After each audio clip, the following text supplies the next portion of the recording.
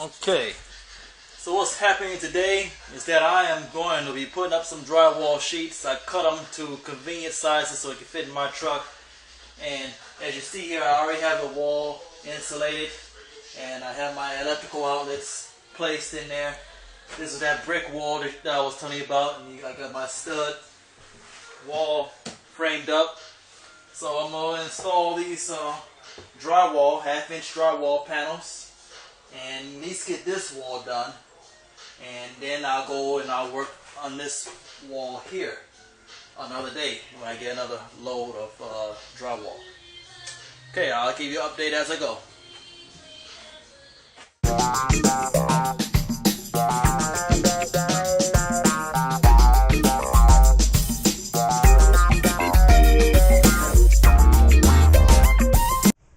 So what was done today was me finish hanging the drywall. I can't do it all at once. I can't carry that much, and I just can't do it all in one day as one person. So I got this wall done, I believe yesterday. No, this wall here.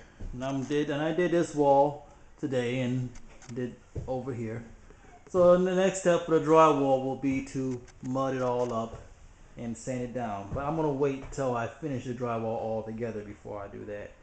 But you see, I got my switches and my outlets in. Now you probably know some of these outlets up there. That's maybe they want to put a TV up on the wall. They can have an outlet that's up high so they can plug your TV in. Whoever lives here.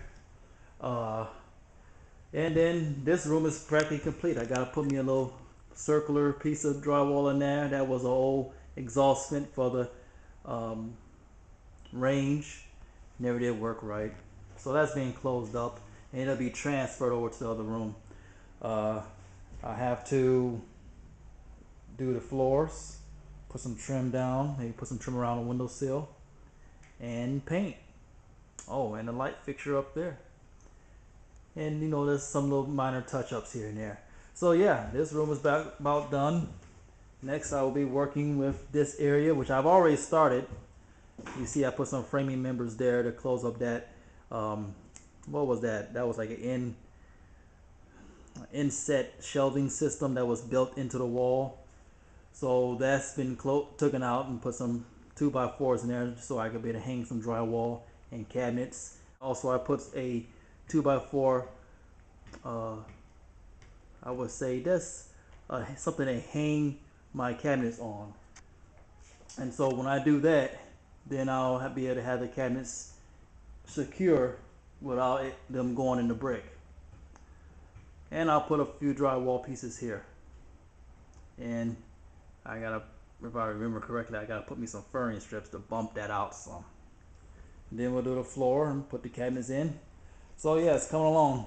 I have to make my measurements. So I'm gonna put my gas line and for my drain for the sink and hot and cold water supply.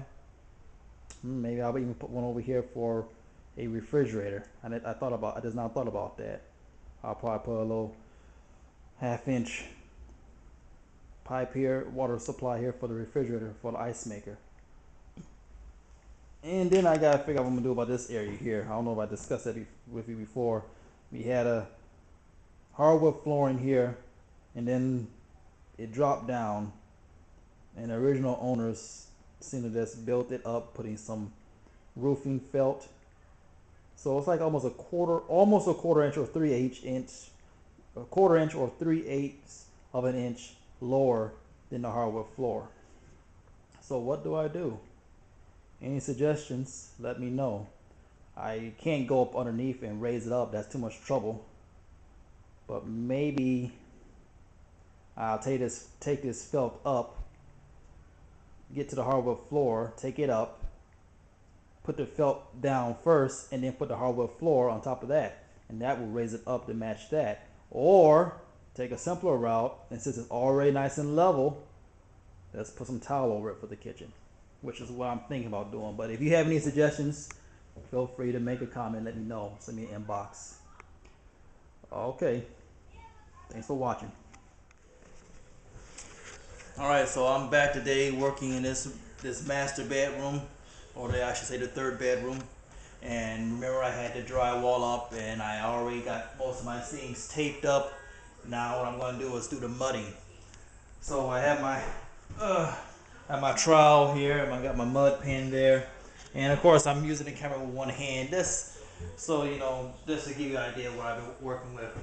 But I hope you can see I've already started in one spot here. I think I'll go over here, and the goal here is to cover that tape completely.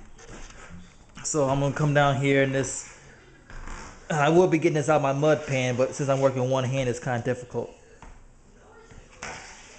You can load up your, and you can go over here and start from the top, and then just bring it down. Now, granted, I am not a professional drywaller, so if anyone has any suggestions how to do this better, feel free to tell me. But for little small jobs, I can handle it. I would never attempt to do a whole house.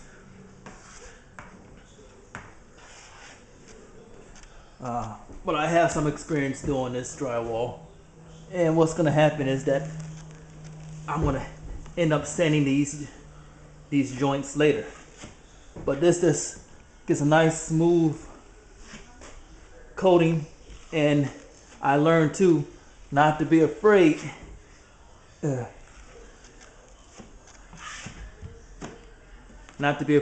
go wide with my strokes. Okay, because I'm gonna sand it off later, and it makes it easier to sand when you have a wider stroke pattern. Before I've done them in a narrow stroke. So I got my corners all done and my seams done at the edge of the ceiling. All I gotta just do, I gotta tape this seam here and that seam along there. Patch up some of those spots. And oh yeah, I filled in that hole. You remember that hole for the exhaust? I filled that in, but the drywall was not as thick as the actual ceiling, so I'm gonna take mud and cover that up and make that nice and smooth. And then I'll be done with this room. The next step will be doing the floor and maybe putting some crown molding around here, because I have one here that was taken off because it was a closet here I took down. And you remember that I moved that door. Well, I moved the door over here. So yeah, well, I moved the opening over here. I cut that brick wall, and so that was a closet right here that was been taken down. So I gotta patch up that, and then all get painted. So I'll show you a finished picture of it when it's all done.